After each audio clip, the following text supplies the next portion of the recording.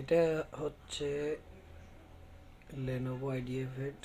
তো যার ল্যাপটপ তার ভাই মোবাইলের কিছু কাজ জানে, হয়তো ডিসপ্লে লাইট টাইট টানতে জানে। তো সে মনে করছে এটারও লাইট আসতেছে না, সে লাইনটা কাইটা ওইখানে লাইনটাই না, সে লাইন টানছে লাইট লাইট আনার জন্য। পরে সে এইখানে তার টানলো, ওইখানে তার কাটলো, কাইটা কুটা দেখা গেল কোনো কিছুই ভালো না, সেম রয়ে গেছে। আসলে মাদারবোর্ডের সমস্যা, সে রিবনটা কাইটা ফেলাইছে।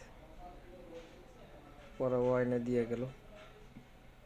আমি যতটুকু চেষ্টা করলাম, দেখলাম যে কেবলটা আর রিপেয়ার করাও সম্ভব না। পরে আমি যতটুকু পারলাম ততটুকুর মধ্যে আলহামদুলিল্লাহ তো আমি আমার মতন করে দেখলাম, কেবলটা দিয়ে লাইন আসলো, লাইট আসলো, মাদারবোর্ডেও সমস্যা। তো মাদারবোর্ডে কাজ করলাম, মাদারবোর্ড ঠিক হয়ে গেল। পরবর্তীতে কেবলটা ঝামেলায় রয়ে গেল, পরে কেবলটা চেঞ্জ করে দিয়েছি। আলহামদুলিল্লাহ পুরোটাই রেডি হয়ে গেছে।